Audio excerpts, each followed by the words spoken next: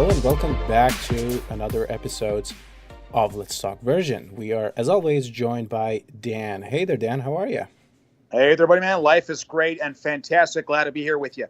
Sounds amazing. So today we are going to talk about a very interesting topic, which I personally really have a relationship with because a lot of people sometimes ask me, okay, let me first tell you what the topic is. So it's hard work versus smart work. And a lot of people tell me, dude, like a lot of people, including myself, we worked really hard, but some people are getting ahead. The game is rigged. I mean, yeah, sure. In some cases, the game might be rigged a little, but mostly the reason that some people, although they're putting a lot of work, um, they're not getting the results they want, lies within our episode today. So, Dan, what do you think of this subject? I know you have a personal relationship with this subject in the sense that you very much employ the very things that you're going to talk about mainly in this episode. So That's right. How do you personalize this relationship with this subject, and why is it important to you? Well, let's be honest, because when it comes to gaining results in life, I mean, let's be honest, that's what really gets you results. It's when you're able to determine how you want to go about getting it. And knowing the how is very important. It's not as important as knowing the why, of course, why you want to get it. But after you discover why you want to get something, the second most important question somebody asks him or herself is, how can I get it? And that's when you then are going to face with this challenge of, should I go with a hard work thing here, or should I go with the smart work? And from my perspective, I personally, I had to deal with this issue for a very long time, trying my very best to actually I just, by the way, got your photo update here, man. I should tell you one thing. You look spectacular. I know that we're recording this basically podcast, and you're currently recording this also on video. Dude, you look really amazing, quite frankly. Just that's a sincere compliment. I love the way you're dressed. So with that being said, back to our subject, which is hard work versus smart work. If you really want to get the results in life, you want to ask yourself, which is my path in life? And in the past, I was very binary. I was either this or that. And nowadays, I've actually, after a long time, have come to this conclusion that the best answer, like most answers, lies somewhere in the middle. Now, let me tell you a brief background of my basically approach towards entrepreneurship. So, first of all, I started with, like most people who think that they're smart, I wanted to take the easy, smart path towards success in life. I thought that I'm super smart, which obviously I wasn't, because if I was, I would have not chosen that path. And given the fact that that false ego and that false sense of confidence and that false sense of intelligence make me believe that I'm capable of doing things that others cannot do. And obviously, a lot of youngsters who are hot-headed generally have the same feeling. They think like, dude, I'm so super smart, I can handle everything. And of course, they end up running into a lot of problems.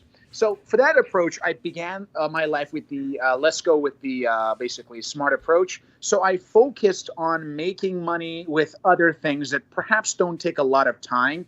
Let's talk about things that are rather riskier. Let's talk about stock market and trying to, for example, be very speculative.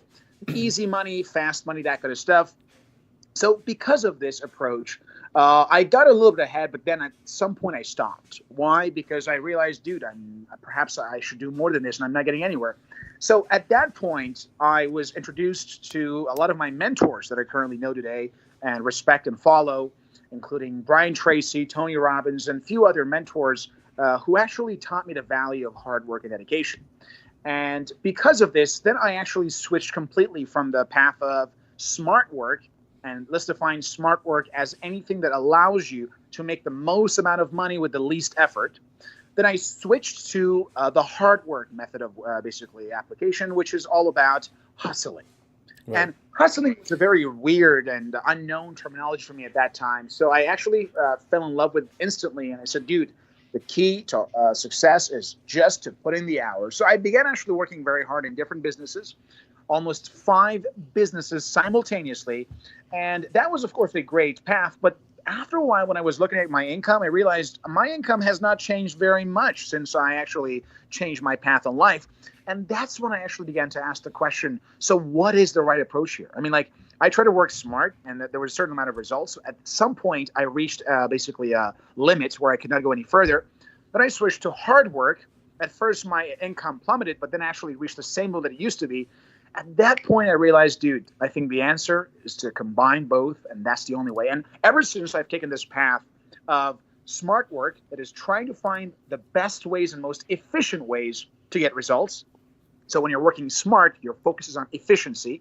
And of course, I also switched on the path of hard work. And in hard work, the focus is on effort, hours, trying to meet more clients, trying to have more meetings, trying to have more businesses, putting in more hours, and so on and so forth. And of course, nowadays, I realize the best approach is both. And of course, we're going to combine those, and I will explain to you in details as we go along the show. Right. So that's actually very interesting, and I wanna change the name of our terminology. So we defined smart work as a kind of like a, oh, you think you're smart kind of thing, right? So That's I wanna change the name a little. So say that's basically the fake smart. It's not actually smart because that's right. you think you can Exactly. just do something because it's not like it's the same thing with when you We mentioned can about call making. it smart ass work. That's Exactly, the right? terminology. So like exactly like like when you mentioned, for example, when you think you can make a lot of money just with stock exchange very quickly. Well, we all know that exchange money making is real, but it's actually the essence of it is in the long term goal rather than the very short term. Exactly. Right. So that's actually not, maybe not dumb, but it's definitely uneducated that somebody would think that, right? In a sense. So yeah, let's just say smart ass word. All right, I like that. And you mentioned there is, so what you do now and what you believe in is that it's not just the hard work, it's of course the hard work, and it's not just the real smart work. Of course, it is the smart work, but it's sort of a combination of the both, right? And Exactly. right. And so now the question is, how much of the hard work has to combine with how much of the smart work? Oh, more specifically, actually, before we get into that, so we said what is actually not the smart work and is the smart ass work. What is the smart work then? What do you do to make it a smart work rather than every random Joe that goes out morning to dawn to dusk and tries to work and gets average results? What do you do that makes it smart that gets you better results? Interesting. You see, I first began contemplating about the concept of smart work after I finished the book, The 4 Hour Work Week by Tim Ferriss. You see, Very good book. I was extremely surprised to realize that someone can make a great living like Tim Ferriss by working 4 hours a week. And of course, this book became a bestseller, by the way, for Oh many yeah, years yeah. because the concept was very interesting. So in that book, Who doesn't want to the work four major hours a week and focus be like of rich? basically, exactly. The major focus of the book is on having efficiency in your life, putting as fewer hours into your business while having more and more free time to do things that you actually like. Now, one of the major mottos of basically the book mentioned by Tim Ferriss was that not every one of us is fortunate enough to find a vocation they truly enjoy. Which is why this book was very appealing to a mass audience, because let's be honest, most people do not work at a job they love. Yeah. So he said, for those of us who do not find any job particularly interesting, so what should we do? And in that book, there was a lot of discussion regarding how you can actually work less. And that was the whole Mm-hmm. title, 4 Hour Work Week. That is, you work 4 hours per week. Right. And there were many tips and techniques about various things, how to make your business automated using the internet, how to try to sell things online, variety of different tips. But the bottom line was one thing. The focus was put in fewer hours into your work and instead think smart in order to design a business that does not require a lot of planning as well as organization. This was the major theme of the book. And this is what I think we should think about when it comes to smart work. I So mentioned earlier, the right. focus of smart work is to try to make your business, your work, as efficient as possible. Now, efficiency is defined as one thing. You are efficient to the degree to which you put in less effort and you're getting higher return on that effort and investment. So So that's before efficiency. And I really believe that the true definition of, true definition of smart work is when you are working efficiently. Right. So before I let you go any further and explain it further, I want to clarify this. And I want to make sure that I got this right. So one of the things that you're saying is that, okay, it's not that you're actually working less hours. It's the amount of work that you put towards actually making money is indirectly transformed into ways to make a system that helps you make more money. So it's not like you're actually working less. You perhaps so that's perhaps when it's combined with hard work as at the same time, it means that a lot of that time is now shifted to strategizing your businesses, your way of life, etc. Right? Is that correct? Well, probably. You see, the point is we're talking about making up basically time that is freed up for other tasks, right? The Hmm. major focus of smart work is to free up time. You work smart I see. to the degree to which you work fewer hours while being able to have an income that otherwise would take a lot more time. Let's think Hmm. of the United States. In the US, the average income is roughly $5,000 a year. That's the average, of Uh, course. can, And can you usually in can you most say that bigger again? cities, it goes up to 65 almost. Oh, 55? The average income in the United States right now, the average for an individual is roughly Okay. $55,000, right? Right. So, of course, in larger cities, it could go up to 65, but that's the average. Now, Right. what is the average work week for an average American? We call it 9 to 5, right? So you work Hmm. from 9 to 5, Monday to Friday, and then you got 2 days off, right? So Right. how many hours would that be? If you work 40 eight hours? hours per Hmm. day for basically 5 days a week, that's an approximate amount, which is about 40 hours, right? Yeah. So the focus of smart work, this is 4 hour work week, was to make yourself 10 times more efficient and put in only 4 hours Hmm. and make the same amount of money that somebody else has to make by On working, let's average. say, 40 hours, right? So Right. this is an example. Hmm. Ultimately, smart work is about freeing up time in order to get the same result that someone else at the same or similar type of job is making the same amount of money. That's the bottom line. And I see. ultimately, it's a great approach, and it must be done in order for you to enjoy life more. But obviously, there are its own limits as well. So if you're really trying to actually work 4 hours a week, and in the end of the book, of course, the author talks about the fact that 4 hours a week is just a number. Don't take it very literally. Right. But ultimately, it actually allows you to free up time to get the same results as someone else who puts in 40 hours. If Hmm. you can do this, if let's say your brother makes $50,000 a year, and you make that amount by working only 4 hours a week, then you are working much more intelligently than your brother. I mean, you're making the same amount of money in a tenth of the time. That is smart from my perspective. And if you Right. can do this, you are, of course, going to get ahead. But usually, as you mentioned earlier, there's this thing called strategizing and planning, all those things. So because of that, the 4 hour work week isn't really 4 hours. It usually takes a lot more time for planning and strategizing. Hmm. But if you talk about, let's say, automatic businesses, if you want to automate your business, in that case, there is not a lot of time for even strategizing. You just literally, the business runs itself in that condition.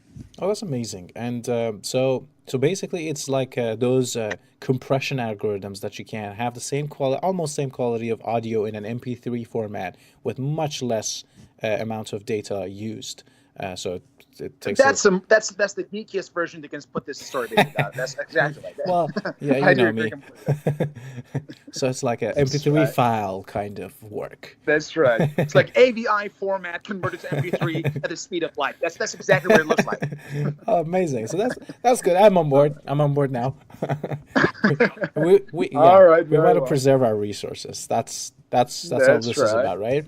Okay, so but I'm assuming first of all there are obviously methods to go about and do these things.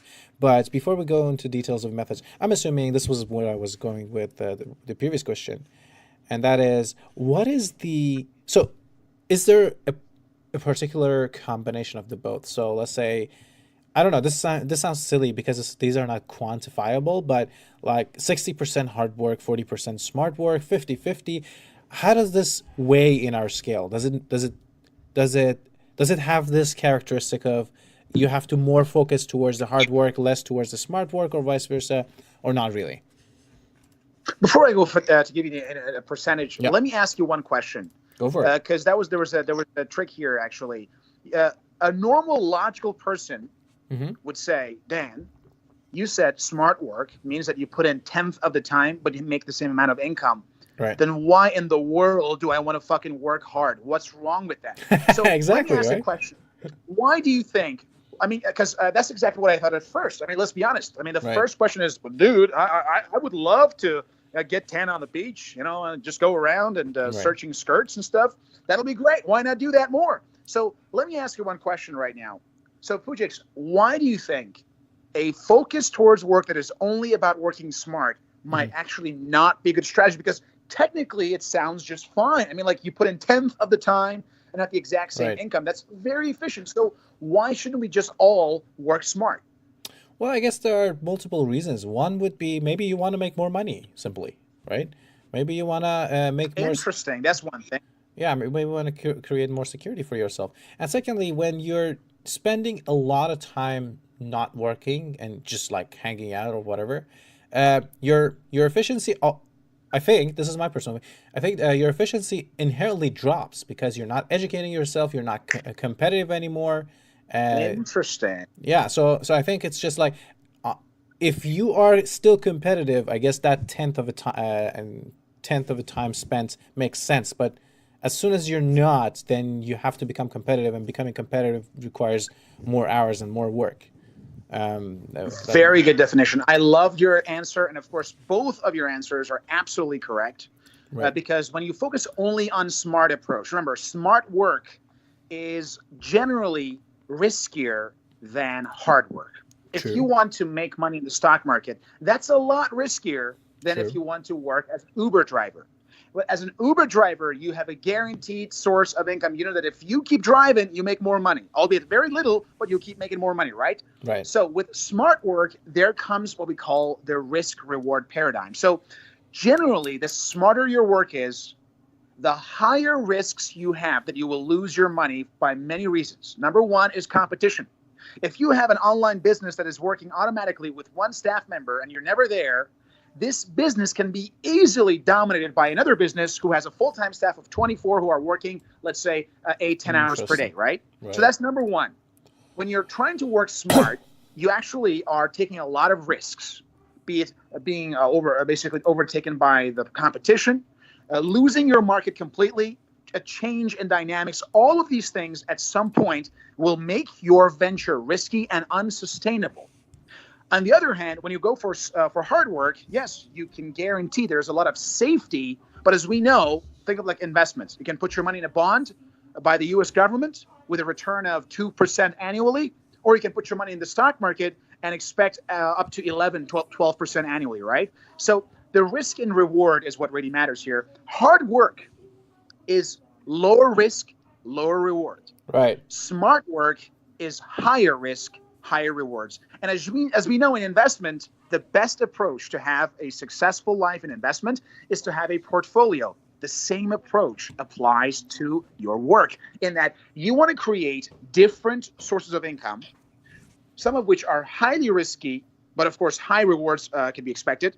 Think Hmm. about stock market, for example, or investment in certain types of real estate, for example.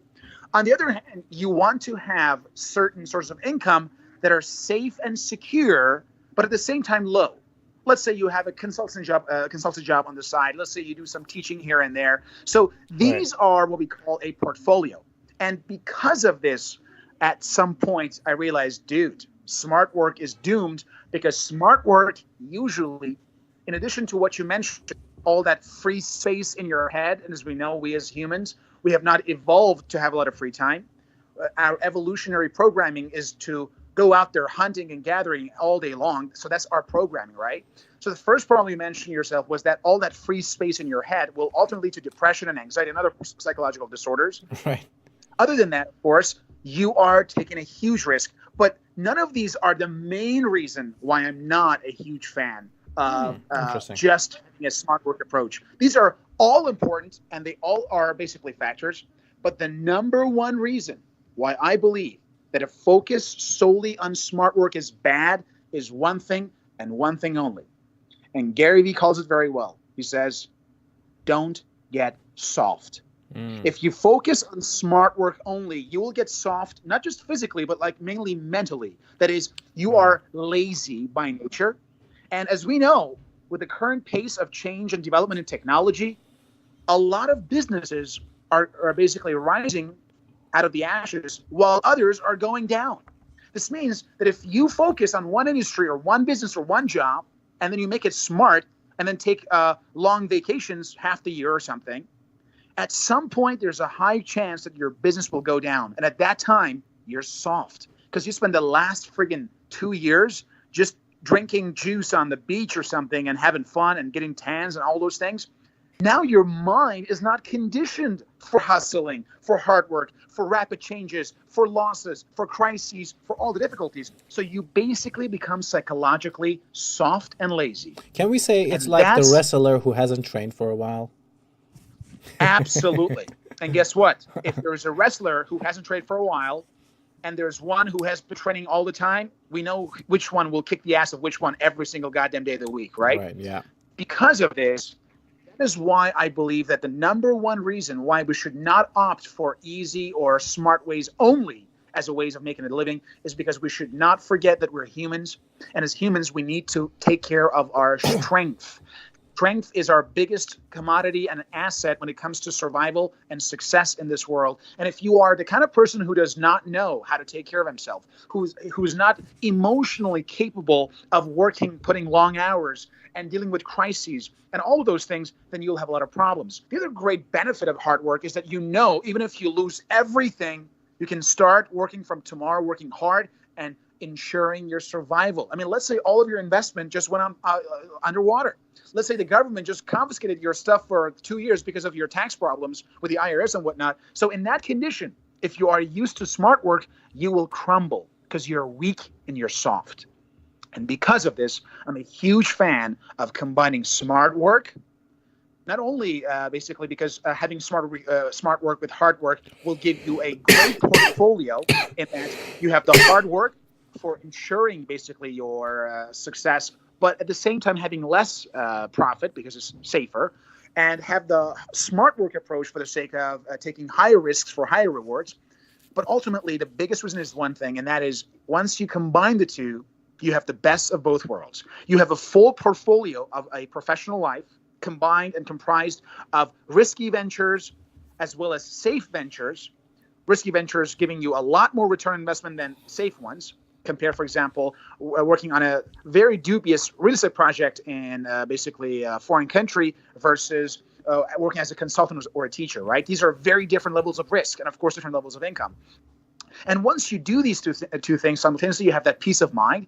But secondly, you know that you're a man or woman of work. You know that you're capable of hustling, working hard, waking up earlier, putting in longer hours. And this gives you a great sense of insurance. I mean, what's the best insurance in the world other than you knowing that you are capable of putting the hours and making shit happen, even if you lose everything? That's true. That's a great sense of peace of mind. And that is why I'm a sincere, basically, believer in combining the two. However, I mentioned I want both. So we'll later explain how to make your life more smart, because generally people don't have any problem with hard work because it doesn't require a lot of thinking. You got to just put in more hours, right? But that generally isn't enough. You need to actually make your work and business smart. I will explain later how to do that. But generally, you want to combine the two to have that great approach towards life. Oh, that's very interesting. And it makes a lot of sense. And I think I generally have to agree with you, and especially your ultimate reason why you think it doesn't make sense to just be smart and working, not hard working. But let's go into details, I think, about the portfolio that you mentioned. So, okay, there's a good balance depending on what you want to do. As in investment, there is also something, let's call it portfolio for the smart work, hard work balance, risk reward, and safety net balance. So how do you manage it, and how does that relate to what you want to achieve? So different people obviously have different goals, right? So I'm assuming this portfolio has to change for every person depending on their ultimate goal. So how would you, just a rough example, how would you do your own portfolio, and how would you recommend others tackle theirs? First of all, a long time ago, I heard that an average millionaire has, on average, 7 sources of income. 7? And not all of Holy those, smokes. by the way, are active. It's a combination of active as well as passive income. And we've already talked about passive income in one of our earliest podcasts, if you remember. Yeah, it was a long time ago. Yeah. Generally, an average millionaire has roughly 7 sources of income. There's a reason why that works. I've rarely met people who are wealthy who have only one source of income. It's just impossible usually they have different types of businesses. The businesses that you usually have are divided into risk and reward categories. So certain businesses require higher capital and are higher risk, and basically they tend to have higher rewards, while others might require almost no capital, but of course they are lower paid. And a great approach to having a job is to have the kind of sources of income that are high risk, high reward versus low risk, low reward, so that you have no problem. And at the same time, you want to add in certain types of what we call dream, basically buckets. So we have 3 types of buckets in investments: security, growth, and dream. Security is, let's say you have a job as an Uber driver. Let's say you're now working, as a teacher assistant in the University of Toronto. Okay. Simultaneously, you also work as an Uber driver. So these 2 count as what we call a security bucket. That is, these are safe jobs. The income is low, but it is basically quite amazing. Then we have a growth bucket. Let's say at the same time you are working, for example, on building a business and you are trying to find investors. Now here, it's a lot riskier. Maybe you have to look for a long time to find the investor. And this is considered as a growth bucket because this allows you to have huge income in the future if you work on it and if the growth becomes complete. And then the dream bucket is the kind of businesses that you love doing and you don't care if it becomes profitable or not down the line. But if it becomes basically profitable, that's really a great dream.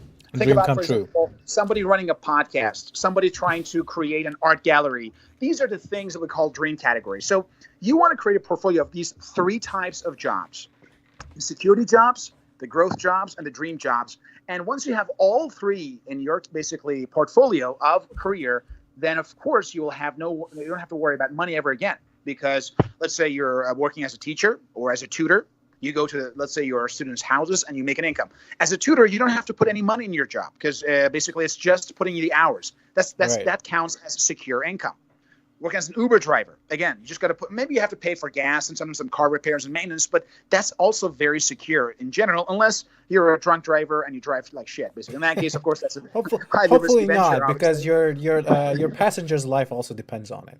That's right, exactly. So because of this, I believe that you want to have the security, basic source of security in your career. You want to have also the growth side, and of course, you want to have the dream side all at once. And the key to having all 3, of course, is when you have the smart and the basically hard work combined together. Now, with that being said, smart work isn't just about choosing different sources of income. It is also about choosing how you do each of these works. For example, let's say that you are working as a consultant. Mm-hmm. And I learned this, by the way, in the book, The 4-Hour Workweek by Tim Ferriss. Did you know, if you're an entrepreneur, this is to all the entrepreneurs out there who have to deal with clients, right? So this is not for those who work, basically, personally. This is for entrepreneurs. For an average entrepreneur, it is proven that 80% of his or her stress comes from only 20% of the clients. And the other 80% of the clients cause only 20% of his or her stress, which is why this is proven by this. It's called the Pareto principle. It's really mind-boggling. So somebody who has a hard work only approach will say more client means more money. So I want more clients. This is the hard work approach, right, which is, by the way, wrong. Why is that? Because once for you having more clients is a good thing in your business, then you will accept to work with every kind of client because you want to have, more clients equals more money. Let's take more. But there's a serious downside here. Why? Because once you stop being selective of the clients you work with, as you do when you work smart, then you end up working with those 20% of clients who will actually generate only 20% of your income, right, but at the same time give you 80% of your stress, which reduces your overall efficiency by 80%. If you do simple mathematics, you realize that you're now minus 60% because of those 20%. So if you dump them, you are a physician. You're a mathematician. You know much better about this. I repeat, you have, let's say, 100 clients From these 100 clients, 20 of them cause 80% of all your stress. Right. And remember this, once you have that stress, then this will affect you in all areas of your life. Maybe because of that stress, you can't sleep well at night. Maybe because of that, you will have health problems. Maybe because of that, you have to cancel your work with the better clients, right? Right. So ultimately, these 20% of the bad apples will cause 80% of your stress and reduce your efficiency by 80%, even though they are only 20% of your income.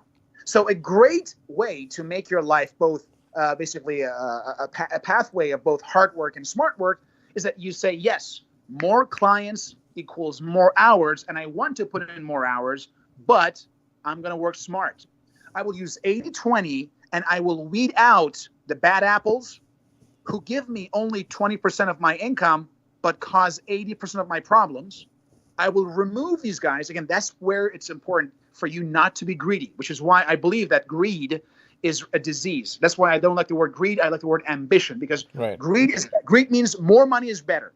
I disagree. More money isn't better. More money made in the right way, according to your values and ambitions that help you grow, is good. And that's what I call ambition. So greed is a killer. Greed means more clients means more money, so I take more clients. And this way, usually you will have no long-term success. On the other hand, once you stop your greed, once you stop being greedy and you say, okay, it's tempting. I mean, there's a possibility of making money from these 20% of the clients, but these are bad clients. They cause a lot of problems, legal issues, whatever it is. So I'm going to stop being greedy, and I will cut off my business with these 20% of the clients that cause 80% of my problem. And in the short term, I will lose 20% of my profit right now. But guess what happens if you cut those people off? What do you think will happen first? Well, first of all, you get rid of a lot of problems, 80% of your problems. Absolutely. So right away, 80% of all your stress gone. And Right. what do you think you will do when you are now 80% more efficient? Now you're going to accumulate more revenue, more money, and better service to all of your clients. Absolutely. You will find new sources of income. You will find better clients, and then eventually you replace them with these bad clients, and you will repeat this process. This means that you will have more and better businesses and work with more and better clients, and you have less and less stress. This is called a combination of smart work and hard work. That's amazing. That's effectively your, course correcting your path towards success. You're just dumping the ones that are not working, or Absolutely. are But it is working not but possible inefficiently. if you do not know the smart work, if you don't know the 80-20 rule, if you do not know these principles, you'll just put I got to work with this client. You just keep pushing it, not knowing that you're actually losing a lot more money than you're making Right. by working with a client that is a bad apple. That's really really interesting. And I guess I started reading that book. I haven't finished it yet. The 4 Hour Work Week. I guess that's a good recommendation for people who are interested. Would you say that? Absolutely. If you want to learn how to work smart, you should definitely check out this book. There's a great story in that. At the beginning of this book, actually, there's a part where Tim Ferriss talks about his encounter with a famous business person who was not named in the book for the sake of his privacy, who looked at Tim and said, I own lots and lots of businesses. I am worth hundreds of millions of dollars, and I hate every single one that I work with every single day.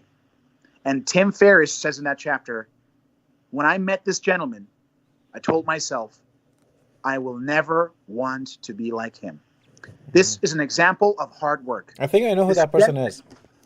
Of course, it was not mentioned, but trust me, there are so many such Of people out there course. because it's greed, dude. It's greed. You say more clients. And you know when that person says, I don't like anyone that I'm working with, to Tim Ferriss, he really is not saying that because everyone he works with is bad. Yeah. He's saying that because 20%, a small minority of the people he works with are so bad that their negative emotional impact are ruining his pleasant and productive experience with all the other 80%. Yeah, I mean, Dude, it's like you going and hanging with some people that make you upset, and then when you, for example, go back home to your wife or girlfriend or whatever, and then you have a bad time with her as well because it's just like you're not in the right mood. Let's say, for example, a guy gets dumped by a girl and says, all women are bitches. All women are like this. No, dude. Yeah, Your ex-girlfriend was a bitch. There are a lot of great girls out there, right? So the exactly. same thing happens, and that is why I think you want to have a smart approach towards your work, because that's not just about making more money. Because smart work, when combined with hard work, will beat either one of them every single day, because your income will be always growing in that approach. Smart work has a capacity, has a limit, and the limit is unfortunately founded because you will not enjoy your work so much, and you will not have security and very well emotional makeup during the work. And hard work also has some limits. And you know Yeah. what's the limit of hard work? Well, you die. You have to sleep sometime. Time and energy. I mean, we only have 24 hours per day, dude. We Yeah. only have so much energy. We got to sleep and eat, right? Yeah. So both of those approaches will at some point hit a dead end, and you cannot go any further. But Yeah. once you combine the two, the sky is the limit, and your growth is perpetual, and you will actually enjoy the very process of work that you used to hate in the past. That's superb. That's very interesting. Um, I mean, with that, we're coming to the ending stages of the talk. It was a lot of good information about how, first of all, what is smart work, the smart work, um, not the dumb smart work. What is the hard, Exactly. what is the hard work, and how the That's the combination. first time I heard the word the dumb smart work. I like it. Well, who knows? Once I was told by a lady that I'm a good bad boy or a bad good boy. She didn't know which one exactly. That's a good point. Which one is it? We got to figure it out, my man. Anyway, so yeah, it was a lot of good definitions. First of all, clearing the water. We know what we're talking about. Then we discussed why both of them are important, why one of them alone can't work. Then later on, we moved on and gave some specific recipes on how you can basically build your portfolio, if you will, of hard work, smart work combination. And ultimately, I want you to uh, wrap up, to give any final comments or if any final recommendations if you have. For sure, definitely. So, to all of our listeners out there, if you want to enjoy your work and simultaneously get Sorry, good Dan? results, if you want to enjoy your work and simultaneously get good results, then you need to combine both smart and hard work. You cannot take just one of these approaches, because at some point the progress will be halted. And the way to do so is to understand, first of all, that you need to put in more hours. Mm-hmm. Stop looking for easy money. People who look for easy money will either end up in jail or broke. So you do not want to just look for easy money. You want to instead try to make your work efficient, but do not take the easy path. The path of mastery is the key to success in anything, and the path of mastery is to reject the easy way out and to instead opt for hard work, dedication, and long hours. With that being said, smart work is also important. You want to make your work efficient. So use the 80-20 rule. If you're an entrepreneur, right now ask yourself, who are the 20% bad apples among all my clients? And please don't be greedy. Cut them now, and you will reap the benefits in the future. By cutting these people off, you accomplish two major basically benefits. Number one, you free up time and energy and excess health and vibrancy that is otherwise wasted on working with these 20% clients who will cause 80% of your stress. And number two, you start thinking creatively. You think of new sources of income, new ideas, ways to improve, or simply get better clients that you can actually work with and enjoy working with. So combine the two approaches, and I can assure you that your success will be guaranteed. Amazing. That was a lot. That was actually a good revamp because you covered pretty much everything again, and connected the dots. My And pleasure. thank you. And then we learned a lot. We learned a lot throughout this course, and I hope it was. I learned a lot. I hope you did too, all of our audiences, and I hope you enjoyed our episode today. And with that, we're coming to the ending part. Thank you, Dan, as always, It joining is my us. pleasure. And thank you for tuning in once more in our Let's Talk editions. As you probably have noticed, we have various different editions.